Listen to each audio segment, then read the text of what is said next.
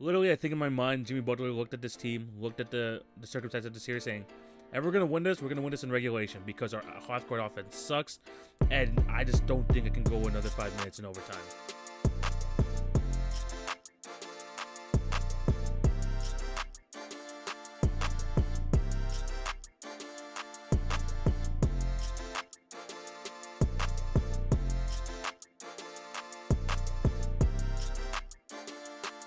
Hello and welcome to the Monday, May 30th edition of the TV and Basketball Podcast with your host, TV. Hope you're having a fantastic day and thank you for clicking on to watch or listen to today's episode. Before we start, I do have to plug my other platforms. Remember to follow at TV on Basketball on Twitter, Facebook, Instagram, and TikTok for updates on the podcast and for other great content. If you're on YouTube, remember to like, share, subscribe, and hit the notification bell so you will not miss an episode. For my podcast listeners, remember to subscribe and leave a review if you're on Apple. And as for my Spotify, Anchor, Podbean listeners, just continue to show your support in any way possible. That would be highly, highly appreciated. And of course, today's episode, man, it's going to be super action-packed. It's the NBA Finals preview. There's going to be a lot to discuss here. We're going to be reviewing, obviously, the Conference Finals series, which finished this past weekend, or in the case of another series, I think it was like Thursday night. But we're going to get through all of that. We're going to preview the NBA Finals as well. And at the end, we're going to sprinkle in, some NBA, AllNBA talk to finish things off. And also, like, somewhere in there, we're going to talk about the season grades for the teams that got eliminated. So, yeah, lots of stuff to talk about. Thank you guys for all the support. NBA Finals is here. Hopefully, we get to do like a lot of stuff throughout this NBA Finals. Be on the lookout for that again on all the social medias at TV on Basketball. But yeah, thank you guys again for all the support. It's gonna be a great episode today, and I'm gonna stop waffling any further. Let's get right into it because there is just so much to get to. And we're gonna start with the series that finished last night, the series that went to 7 games, the Eastern Conference Finals, Miami Heat versus the Boston Celtics, the 1-2 matchup, and man, this series was unpredictable as it gets, but it finishes off with the Boston Celtics finishing off the Miami Heat in the series 4-3. And man, this series was just a big roller coaster. I mean, the momentum kept shifting. There was just no way that you could predict what was going on in this series. I mean, there was the back and forth. There was the Celtics game momentum, and then just completely losing it all in Game 6. It was such a really unpredictable series. But the Celtics pulled it off. They finally got over the hump. This is their 3rd time in the Eastern Conference Finals with this group of guys, basically of the Jaylen Brown, Jayson Tatum, those type of guys. They finally broke through, and they are your Eastern Conference champions. And before we go into the Miami Heat, I gotta just talk about this Boston Celtics team because they felt like throughout this entire series that they were the better team. But just like in the Milwaukee Bucks series, they kept putting themselves in bad situations, whether it was bad late game execution or just constant turnovers. Because if you look at the games that they lost, Game 1 where they lost, they had 16 turnovers to Miami's 12. But the main one I did want to focus on was Game 3, where it was 109-103 Miami Heat, and they committed 23 turnovers to Miami's 8. Those type of games, along with Game 6 as well, where they I don't think they had I think they had equal amount of turnovers, but those turnovers were just costly for them. Those type of things really set them back, and then probably previous years, the other iterations of the Celtics, they probably weren't able to overcome it, but they were able to now. Their defense that was phenomenal, basically for the latter half of the season, continued to show here, and the clutch defense and their ability to hit free throws in these games helped them close out this series. Other things you want to look at is Jayson Tatum continued to grow in his stardom, won the Eastern Conference Larry Bird Finals MVP, finishing the series off with some pretty good numbers, finishing with 25, 8, and 6. He did a really good job scoring the basketball when needed, helping on the defensive end, and also being that playmaker, because there were definitely times, especially when looking at Game 7, where the Miami Heat kept throwing doubles, triple teams at him, and he reacted to them perfectly, and that really helped him to seal this victory. But along with that, this Celtics team really showed that in the series versus the Miami Heat that their depth was just superior. You had the second star come up constantly in the series with Jaylen Brown, who finished the series averaging basically 24 points a game. Had a chance at that Eastern Conference Finals MVP too, but Tatum, I think, just slightly edged him here. But he was phenomenal all series long. You got some great contributions from Marcus Smart throughout the series. Derek White, who provides some big moments. Al Horford, Robert Williams, those type of guys as a collective were enough to take down this Miami Heat team. And man, the Celtics had the Miami Heat on the ropes. I think last week the series was tied 2-2 going into a pivotal game 5. The Celtics, grabbed the momentum, won the next game, and they really came out struggling there in game 6 with Jimmy Butler going on for 47. It felt like the tide was switching as it did throughout the series, but again, they were able to bounce back. They were able to pull down game 7, where in this game, the Celtics almost Celtics up because they had a 17-point lead in the first half. Gone like that, it was down to 5 by halftime. Even in the fourth quarter, they had like a 13-point lead. Oh yeah, like a 13-point lead with 3 minutes left, and the Miami Heat went on a 11-0 run to give them a chance to tie the game or take the lead with 20 seconds left, and they were able to. The Celtics hold on, and they're able to win the conference championships, which is again great for them. As for the Miami Heat, they showed that even with their limited offensive skill set, their defense plus just having Jimmy Butler was absolutely key in this series. And look, people are going to talk about the Jimmy Butler shot. And I get it. That Jimmy Butler shot in Game 7, not the best three-point shooter, obviously. And he's there, Game 7, game on the line, and he decides to take a three-pointer, which is not a strong suit, but he really tried to play hero ball in the series, and he wasn't able to hit it. People are going to say, oh, very bad shot by him. He knows that he could have just got to the rim, probably tied the game up because they were on the fast break. That probably would have at least gone to overtime. Literally, I think in my mind, Jimmy Butler looked at this team, looked at the circumstances of the series, saying, if we're going to win this, we're going to win this in regulation because our half-court offense sucks, and I just don't think it can go another 5 minutes in overtime because Jimmy Butler in those final 2 games, Game 6 and Game 7, he averaged 46, 47 minutes a game. He only had, I think, 2 total, or maybe just under 2 total rest minutes in the final 2 games alone. This guy was exhausted. He was absolutely exhausted, and he really did his best, scoring 47 in Game 6, 35 in Game 7. He really did his thing. He really wanted to pull it out. 41 points basically average in these 2 series. But he wanted to go for the 3. I trusted him. He was absolutely on fire throughout those last 2 games. I'm okay with the shot. I'm okay with it because when you have the best player on the court taking the shot, you gotta trust him. You gotta live and you gotta die for it, by it, and they had to die by it. But it is what it is. They really did fight back. I really did appreciate the effort that the Heat gave, making these last 2 games, a lot more fun to watch. Definitely a lot better than the first 5 games preceding that. But yeah, they really did. They really did try to come back. It just too little, too late. And for the Miami Heat, just throughout this entire series, you could just see that they were just outmatched on the offensive end. Their defense helped them get back into the games, and they really just got maybe that 1 or 2 guys in each of their wins to keep them in it, whether it was a Bam Adebayo, whether it was a Kyle Lowry, Max Strus / Tyler Hero in Game 1, Gabe Vincent at times.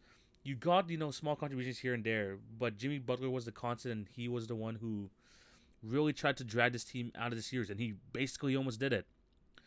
But the injuries to both Kyle Lowry and himself, Tyler Hero as well, really did hurt them, and they fall to the Boston Celtics. I think going forward for this team, and then we go with this in their season review, their offense just was not up to par here. I thought that the defense was able to do it, and I think that they were definitely close to. But the Celtics team overwhelmed them on the offensive end. Like I said, as a cumulative, the Celtics were just a better team.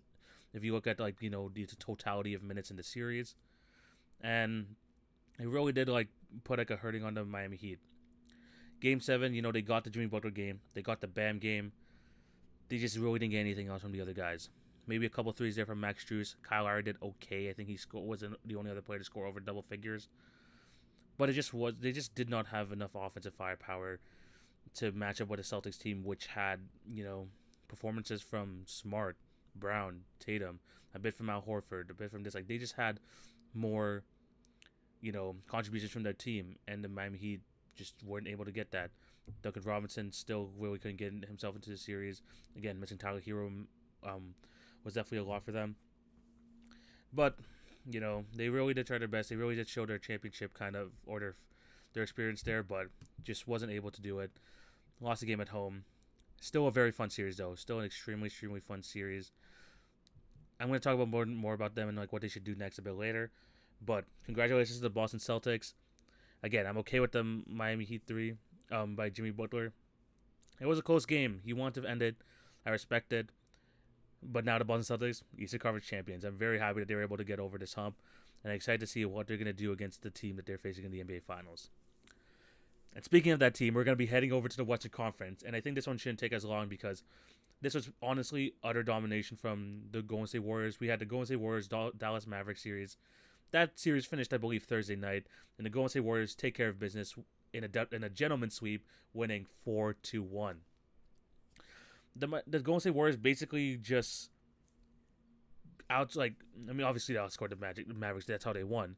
But their ability to just keep the score going, keep the scoreboard ticking was something that they had against the Dallas Mavericks, and the Dallas Mavericks just could not respond. They played probably better 4 out of the 5 games. Just like the Memphis series, though, in that elimination game on the road, they kind of didn't play at their full potential, but they were still able to close it out at home. I think in the Grizzlies series, they played absolutely horrible in Game 5, which they lost by, I think, over 30. I think that game almost went to, 50-plus points. But same thing here with the Dallas Mavericks. The Dallas Mavericks were able to get the winning Game 4. Luka played fantastic. But the Golden State Warriors, once they got home, they took care of business, were able to pull out the win. And I think Game 5 specifically, when I look at it, it really did show, how dangerous the Warriors could be. Because Klay Thompson in this game finished with 32 points, 2 rebounds, 3 assists, 8 for 16 on threes. You got Kevon Looney dominating the boards once again, 10 points, 18 rebounds. You got Draymond with 17 points, 18 from Andrew Wiggins, 16 from Jordan Poole. And I didn't even get to mention Steph Curry, who actually struggled in this game, going 5 for 17, 15 points. You got all those guys contributing to the team, with Steph Curry not playing at near his full potential. That's kind of scary for the rest of the league and the Boston Celtics who are going to face next, because this team could just get contributions from this guy, anyone, basically 1 through 7, and it just wouldn't be a surprise.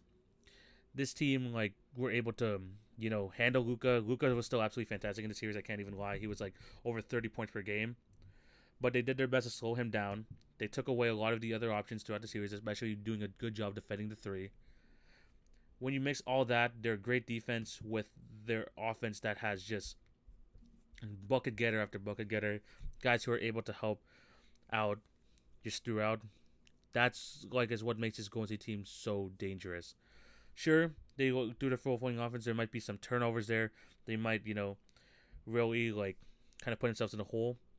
But no matter what hole they can get in, they can always get themselves out of. And they've shown that throughout their dynasty over these past 8 years or so. And in the series, they just completely outclassed the Mavericks. This Mavericks team was not ready for this Golden State Warriors team who has been in this situation time in, time out. I think over the last 8 years, and they're basically undefeated in conference finals. I don't think they basically made, besides those 2 years they didn't make the playoffs, they basically made it to the finals every single year besides that in the last 8. But they just showed that they're just that team. They showed that they're contenders for a reason, and that even in these last 2 years where they didn't make the playoffs, they were gonna be back. They're healthy.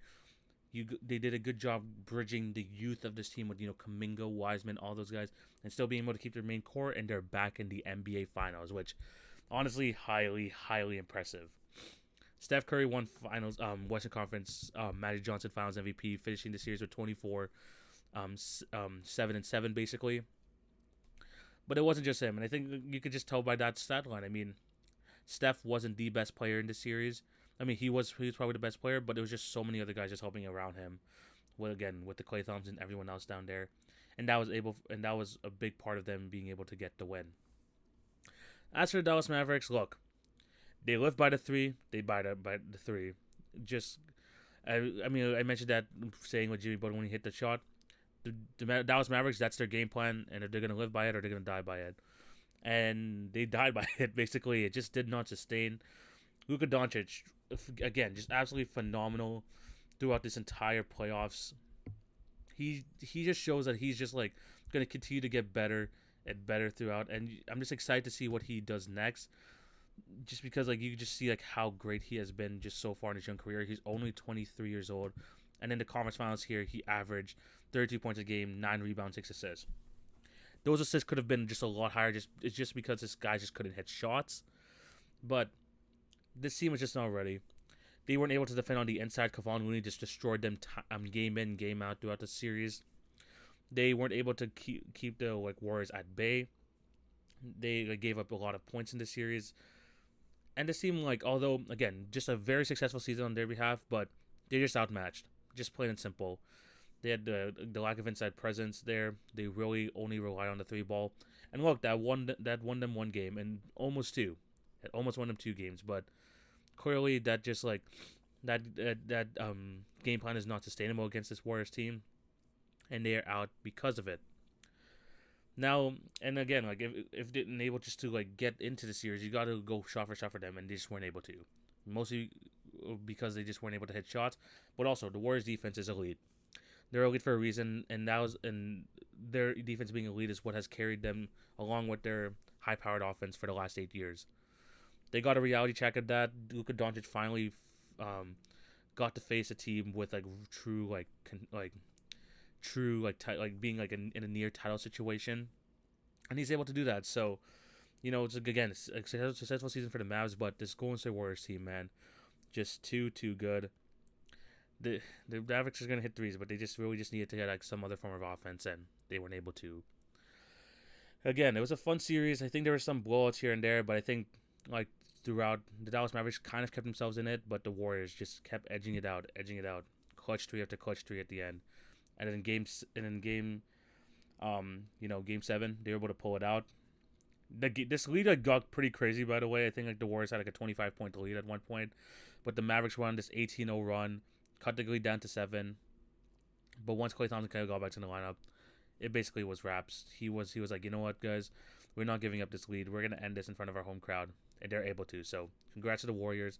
Mavs, they got a bright future ahead of them. They do have to take around with the lineup, but I have a lot of hope for them going into the future. Before we get into the finals preview, I do want to hand out my grades for the 2 teams that got eliminated, though. I'm going to be starting off with the Miami Heat, and if I had to give them a grade for the series, I would say an A-. Because last year, rough season. I believe they finished 7th or 8th in the East, and they had to face the Milwaukee Bucks in the first round, and man, actually, no, did they finish 7th or 8th? No, I think they finished 6th. They went to that series. They got absolutely trashed. They got swept by the Bucks, and you could just tell that this team, championship hangover, it just wasn't their year last year. This year, bounced back in a big way. First seed in the East, making that deal for Kyle Lowry. When he was healthy, this guy was a big contributor to them. Maybe didn't show up in the stat sheet, but just in other aspects of the game, and he was a big part of their team, especially during the regular season. Did struggle a lot in the playoffs, and especially in this conference finals. You could tell his besides Game 6, he just didn't look right, and that really did hurt them as well. They really could have used more of him, but at the same time, they still had a pretty good season. Their offense definitely needs work because this is shown in the conference finals. It's Jimmy or bust, and if they didn't have that, they really didn't have any option after that. And it almost worked, but they wasn't able to get the job done. Other things I want to look at for the season is that, look, Duncan Robinson, 5 years, $90 million, looking kind of rough right now, but let's see what they're going to do with that in the offseason. And besides that, they still got, great contributions from Gabe Vincent throughout the year. Max Strus was able to kind of fill in the Duncan Robinson role, especially being a much better defender than him. Those type of things that they got throughout the season, those things that we were concerned about before the season with their depth and everything, they proved us all wrong. It worked out pretty well for them throughout. They just weren't able to, get to the finals once again, but it was still a very, very good season. Other things I also want to know from the season is that Bam had some injuries earlier on, but he was able to come back, had a good regular season. Really disappointed in the playoffs. I was expecting more from him. I was expecting, that performance in Game 7 to be kind of a consistent thing there, but it just wasn't able to happen. But either way, I think this Miami Heat team still had a pretty good season. I do think they have to continue to make moves to improve their title chances. I don't know what they're gonna do with the Duncan Robinson contract. We'll have to wait and see. But Pat Riley, you know how it works. He no matter what, he's gonna try and put his team in the best position to win the finals, no matter what. And either way, it's gonna be, it's a they were able to get to the conference finals. They were able to go through that, and great series for them. Um, Great season. I just think that it could have been higher if they made it to the finals and stuff. But it's okay. Great season by them. I'm gonna have to give him an A minus. I don't know what else people are saying. Maybe trade Kyle Lowry. I'm not sure about that. It is an aging team. Maybe they want to get younger, but I still think with Jimmy Butler having a whole summer to rest, Bam Adebayo improving his game, Kyle Lowry maybe getting a whole summer to rest, I still think they can be in the mix next year. But we'll have to wait and see. Next up, the Dallas Mavericks. This is definitely different because they were first round exits for the first 2 years of the regular the first 2 years of Doncic's career. I think the first 3 years, besides his rookie year, of course. He think they made the playoffs twice, and they finally got over that barrier. And not just that, they were able to take down the number 1 seed in the entire NBA in the Phoenix Suns, and they were able to get over the first round barrier. Luka started off slow, but played his way into shape and had another MVP level season. The Porzingis trade that looked really suspect at the time actually really helped him with Spencer Dinwiddie being a very good facilitator, very good, just other options for Luka Doncic, especially throughout the playoffs. But at the end of the day, the conference finals really did expose them for the need to improve the supporting cast, just giving them more dimensions to their offense. Because again, live by the 3, die by the 3, that's what cost them in the series. If they had, maybe a better inside presence, maybe a better interior defender, this series could have been a lot different. But yeah, it just wasn't enough. They just didn't have a defense against the Golden State Warriors. And, when their guys are not hitting shots, they really just do not have a chance. The biggest question for them this summer, though, Jalen Brunson, unrestricted free agent. What are they going to do with him? What are they going to do? Again, they can match a thing because he is not restricted. But he is the type of player where he is such a good, just a reliable piece because we've seen him play well without Luka and we've seen him being able to play with Luka. The only concern here is that what's it going to be the defense of this backcourt? I mean, Luka, he has a big body, but he's also not, going to be that lockdown defender for you, especially with the offensive load he carries every single game. And Jalen Brunson being 6'1", 6 foot, it's just not going to be. It's just going to be a target for a lot of teams on the offensive end. But at the end of the day, they got Luka Doncic. They got arguably a top 3 player in basketball right now. They should be contenders for the next decade having him on the team.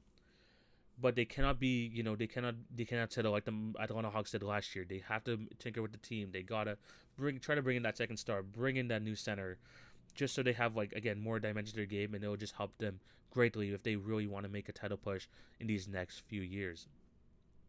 Again, just great season by them though. I really am excited for their future. There's some things that I think they're gonna be getting back next year too, like Tim Hardaway Jr. He missed a lot of this season due to an elbow surgery. But you got that. You got the rest of their guys. There's some pieces I would love to keep around. I mean, Dorian Finney-Smith signed a new contract, which is great for them. Spencer Dinwiddie is gonna be there for another year, which would be another. Adding him to training camp, I think it would just really just benefit the team.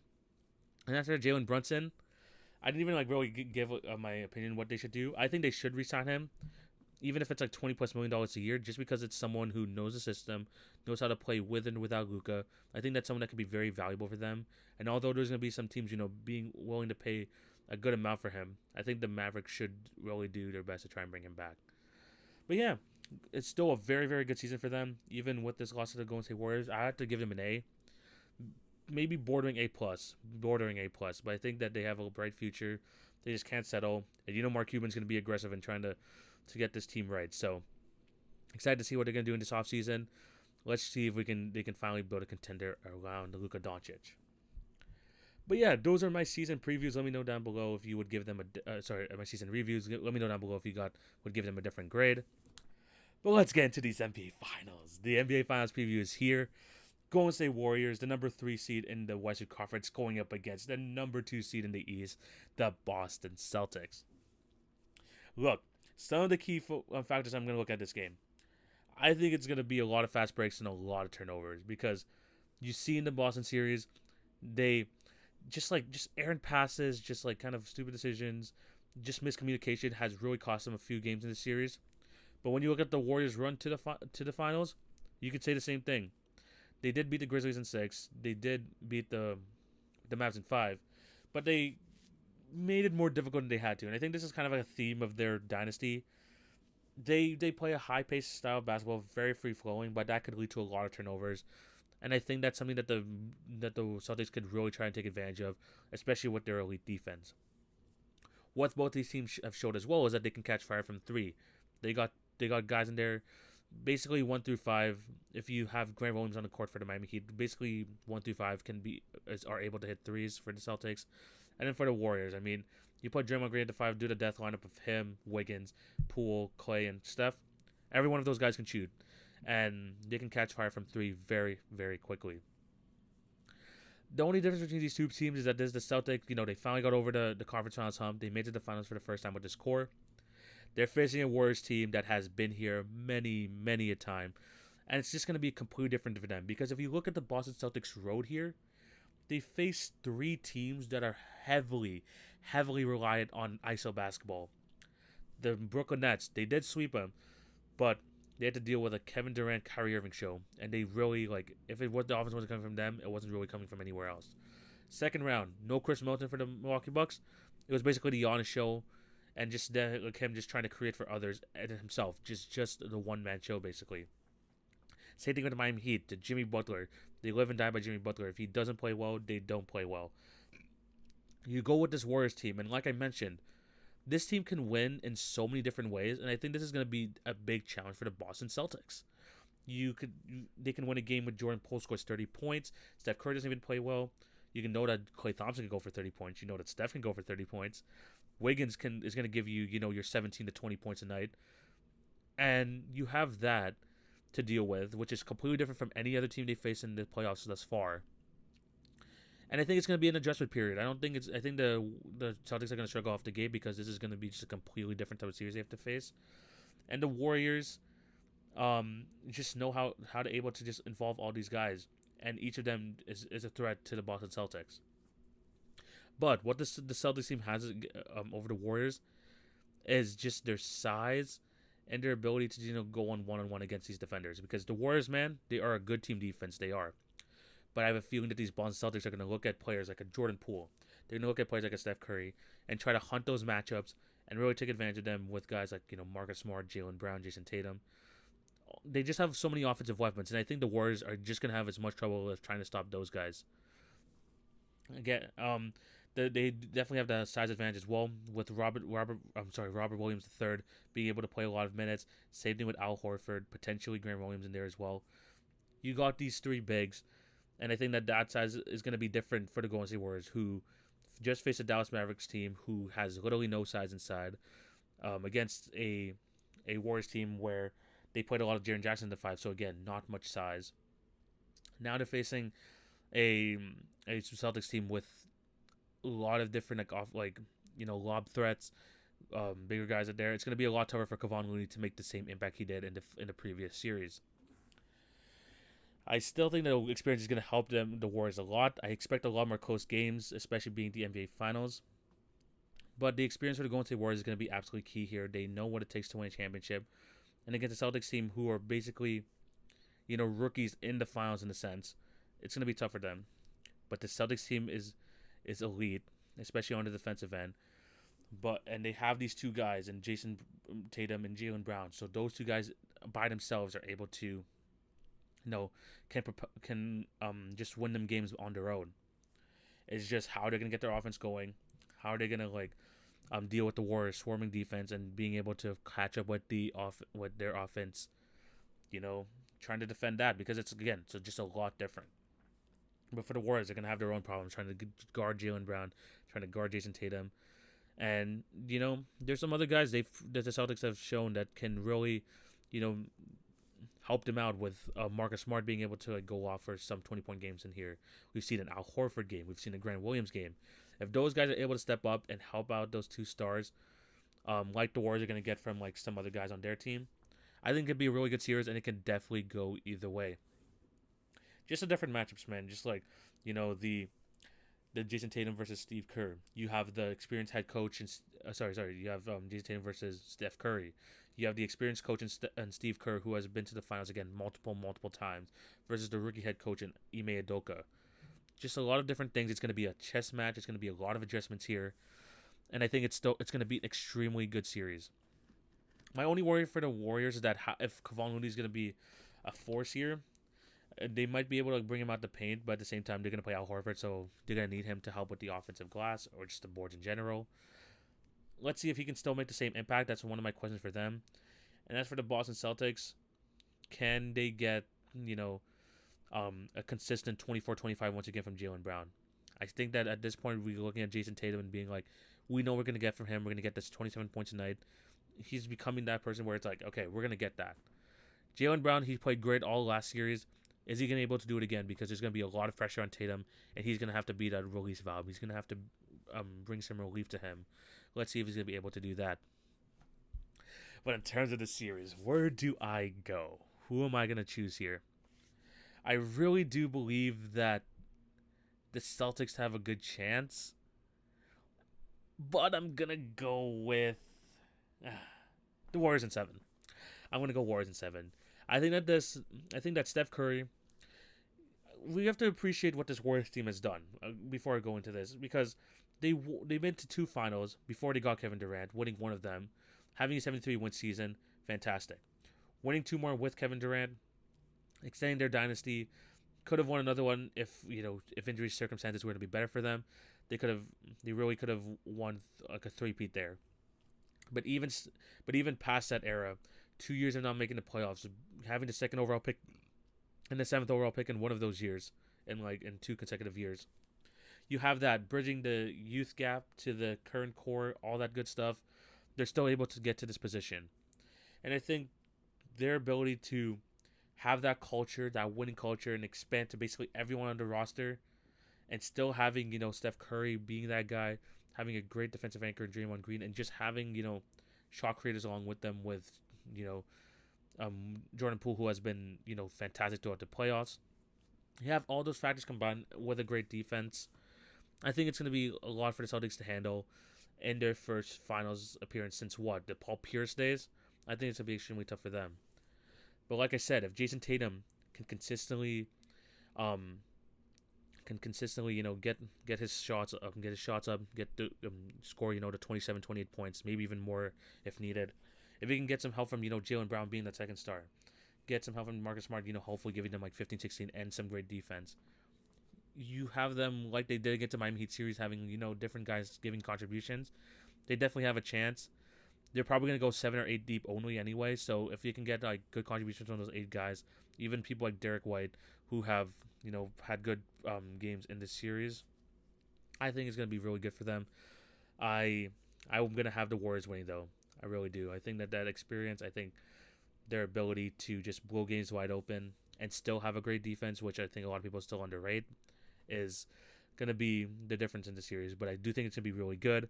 Let me know down below what you guys think, who you got winning it, because these teams could do like a lot of similar things very well, especially defensively. Their ability to hit threes, they have those shot creators at the end of games. It should be just a really, really good series. But let me know down below who you got winning. Yeah, Warriors at 7. I think it's going to be a really good one. The series starts Thursday, June 2nd, so get your popcorn out. We're ready for NBA Finals basketball.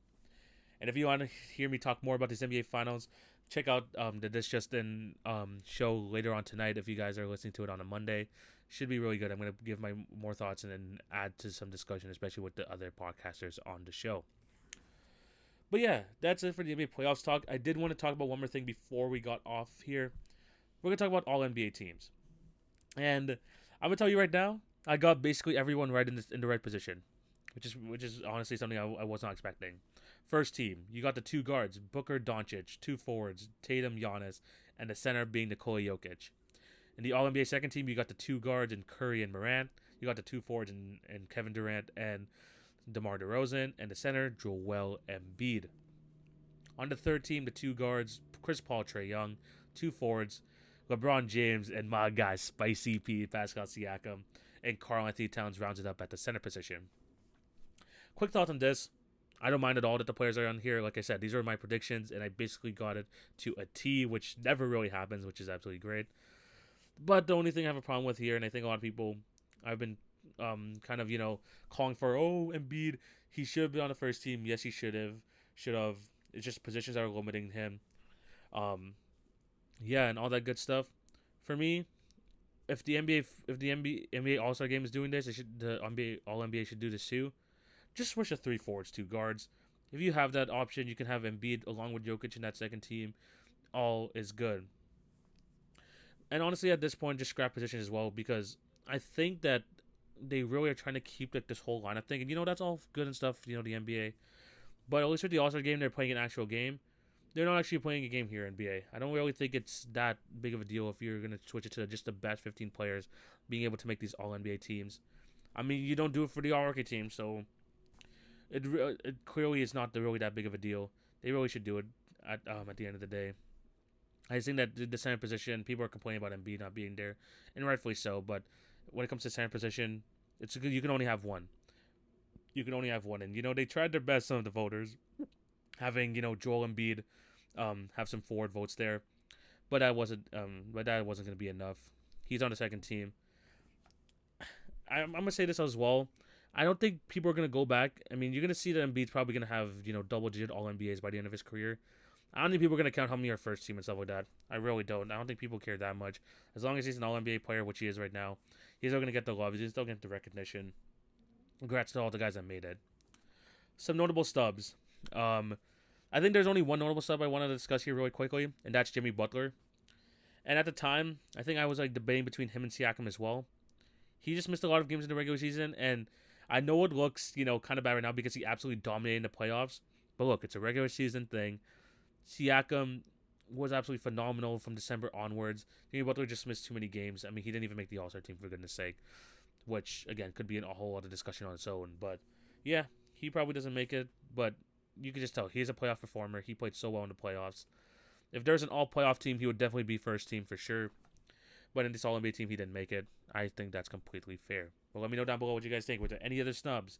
Do you like the positioning of this? I know some people are saying, why is Booker first team again? Just like recency bias and all that. He was one of the top 5 MVP voters. He deserves to get in. People are going to complain about other players here as well. Who really cares? Even LeBron James are like, LeBron should have been on the second team. His team didn't even make the play-in. It's all good. So, yeah, let me know down below. Were there any snubs? Were there some people missing? Let me know. But I think this is what we're going to end today's episode. Thank you guys for watching. Remember to show love on all the podcast channels. Like, share, subscribe if you're on YouTube. And also hit the notification bell. And remember to follow at TV on Basketball on Twitter, Facebook, Instagram, and TikTok for other great content. Again, I'm going to be on the pod with Justin on the This Justin show tonight. So check me out there if you want to hear me talk more NBA Finals. And hopefully I get to do a couple lives here. Maybe one even before game 1 of the NBA Finals. I'm going to try to set up a live to try to get some other guys talking about it.